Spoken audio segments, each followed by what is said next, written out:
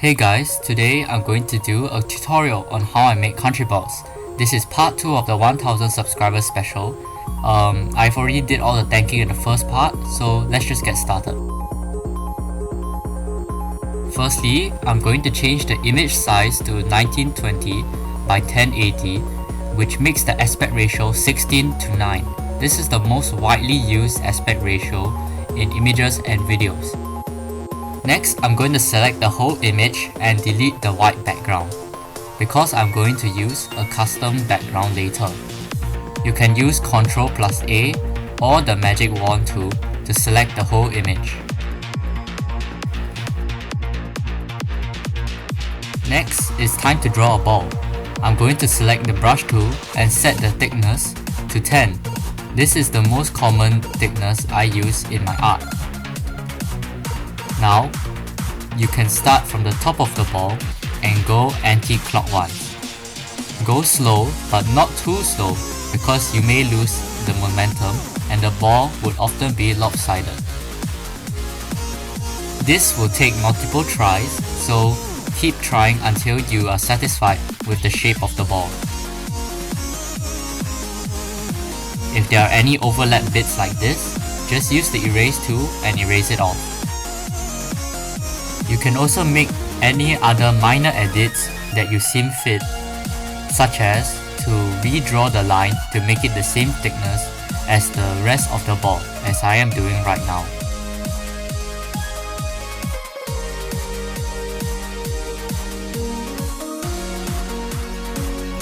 You can also occasionally zoom out of the picture and check for the symmetry of the ball.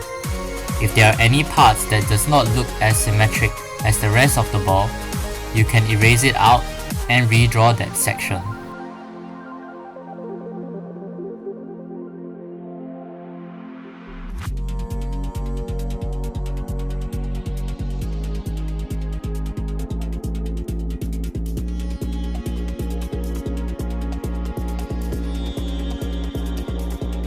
If you want to add a country ball beside but staggered in front or behind, I usually do not draw arcs like this. Instead, I like to draw full circles as it gives a better momentum, which in turn makes the circle more rounded and proportional. But I do arcs sometimes, so there is no big deal. You can follow the same steps as mentioned before to draw the other ball.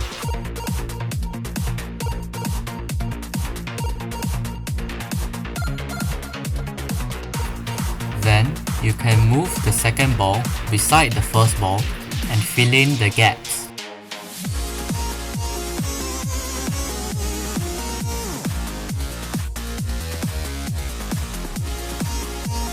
Then, just erase the excess lines accordingly to make the second ball in front or behind.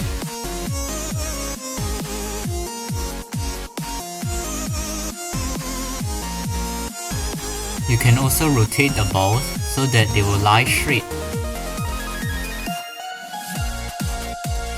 Continue this until you have drawn all the balls you need.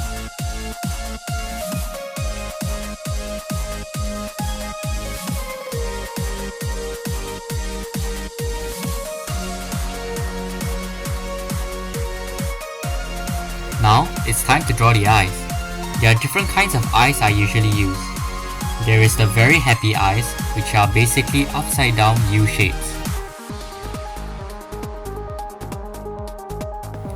And there is the somewhat happy eyes, which is the same as before, except there is an arc connecting the two ends of the upside down U shapes and filling in the space with white. Setting the tolerance low, like 20 to 30%, usually makes the eye outline feel a bit smoother.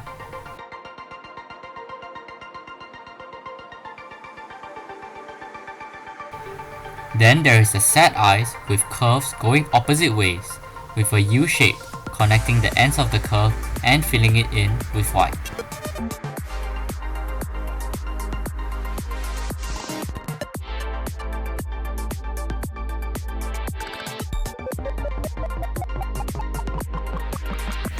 And there is the angry eyes, which are the same as the sad eyes, except that the curves converge instead.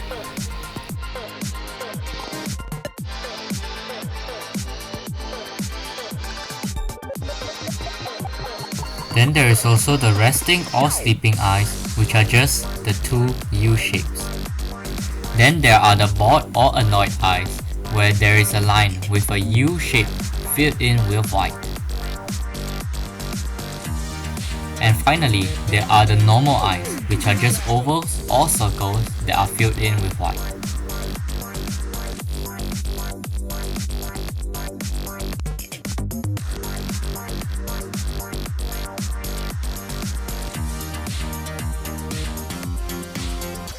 I usually combine different types of eyes, such as worried or confused.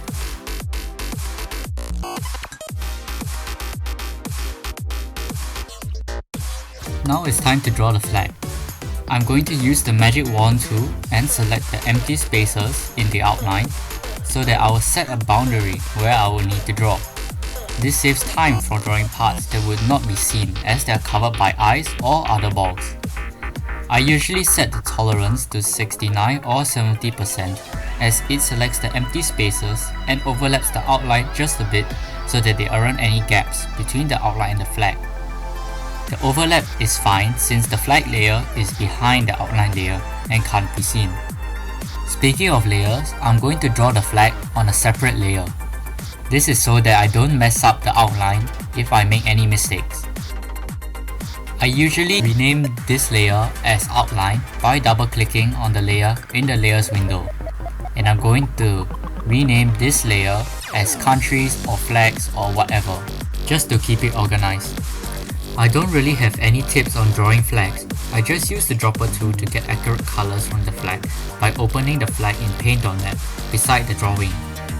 For drawing complicated flags, I continuously reference the flag. Just take your time.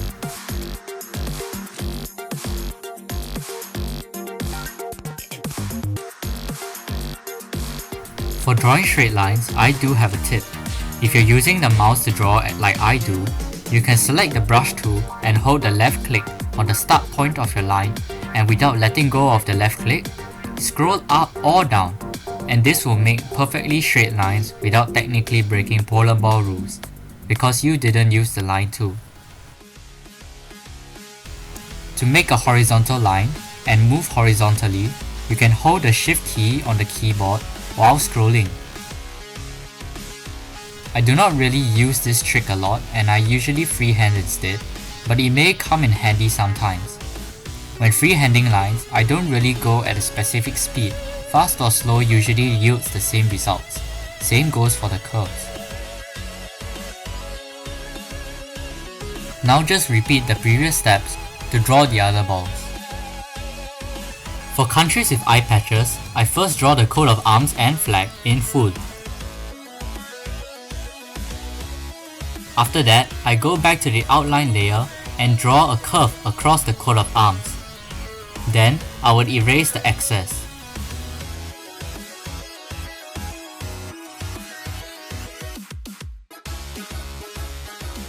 It is better to draw the coat of arms before the non-covered eye as it is easier to position and draw the non-covered eye after the more complicated coat of arms. Just an example on how I do gradients for separatist countries. Let's just pretend that Czechoslovakia still exists. I would erase the excess outline. Then, I would use the select tool and set the boundary of the gradient. Next, I'll use the dropper tool to select the two colors of the gradient. Then, I would select the gradient tool and click on the area that we have selected before. Then, to adjust the gradient, you can move the cursor while holding it down. Now repeat for each color change.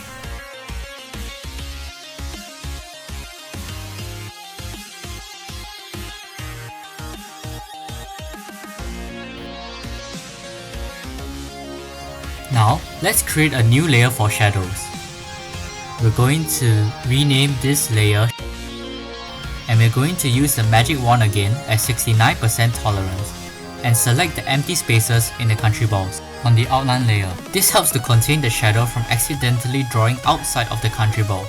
Then we're going to use the brush with the black color and draw curves on the Countryball side on the shadows layer. Keep the side where you draw it consistent unless you have multiple light sources. Then, fill in the gaps using the paint bucket tool.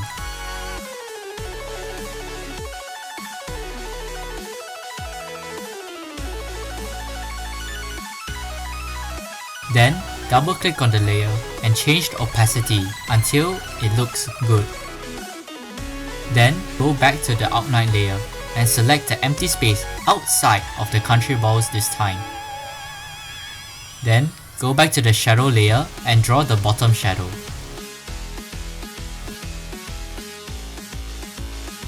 Finally, create a new layer for the background.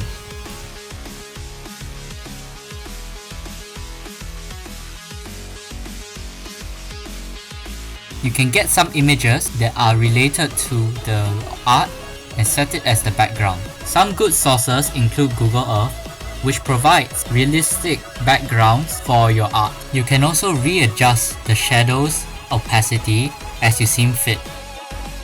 And you're done! This is how I make Countryballs. You can add a new layer to draw some props for the Countryballs, such as clothing or objects. Thank you so much for 1000 subscribers, as it means a lot that 1000 people actually like my horrible work enough, and we are already at 2000. Anyways, this is it. Hopefully you enjoyed, and I'll see you soon. Bye!